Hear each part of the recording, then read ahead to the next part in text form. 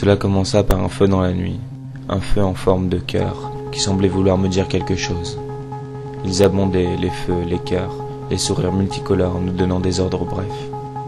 Face à l'ampleur de ces signes, les passants et les conducteurs étaient plutôt amusés. Ah, c'est des petits jeunes, des petits allumés, mais ça durera pas ce genre de choses. Et ma curiosité à chaque feu augmentait. La même question à chaque embrayage et freinage de ma Ford Fiesta de 1983. Qui avait eu l'idée? Qui perpétuait ces sourires, ces cœurs?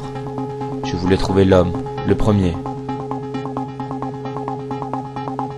J'ai passé plusieurs jours à le pister, en relevant ses agissements sur une carte. Mais j'avais toujours un feu de retard sur lui.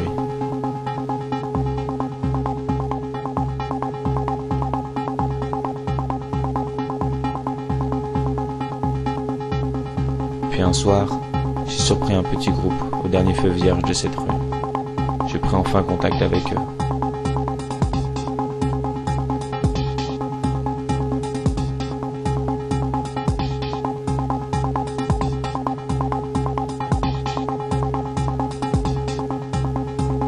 Ceux-ci me menèrent à un groupuscule d'artistes qui se nommaient eux-mêmes le mouvement Gaga. Leur œuvre, peindre tous les feux de signalisation du monde entier.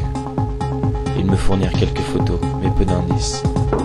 Mes recherches avançaient lentement, et les pistes, surtout judiciaires, me menèrent peu à peu à cet homme, mystérieux, reclus, qui avait entamé le mouvement 2 ans plus tôt.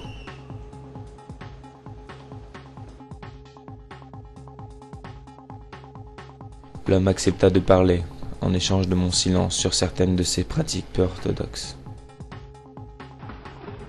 Ouais, je crois que ça a commencé quand on serait bien alcoolisé.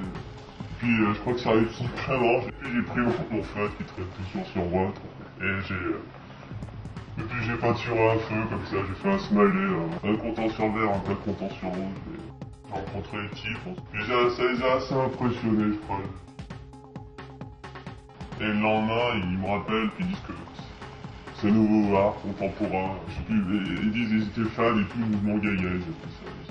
Je suis pas devenu chef du mouvement, mais vu que c'était moi qui l'ai fait en premier, j'avais ma petite notoriété dans le milieu, et puis ça a bien fonctionné, je sais pas, ça porte un peu partout, chez les Auvergnats, chez moi, j'en avais, ça m'a fait rigoler, c'était incroyable. Et puis ça a pris un peu d'ampleur, mais il y a eu un nouveau mouvement qui est né, ça m'a assez énervé en fait, c'était des types, ils faisaient des cœurs en fait.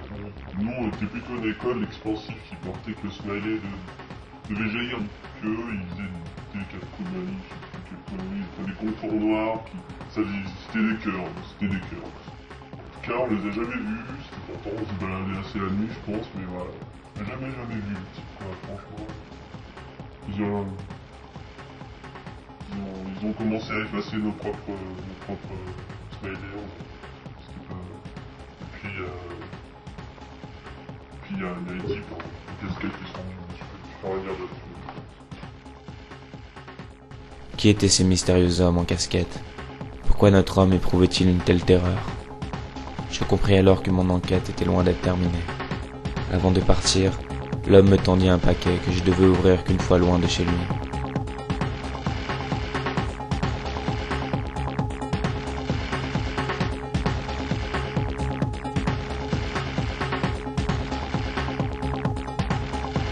Cette casquette rouge ne m'était pas inconnue.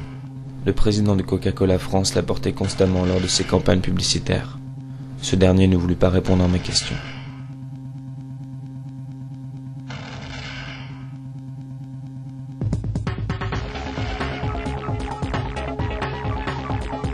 Et si on nous cachait un des plus terribles secrets de manipulation de cette dernière décade?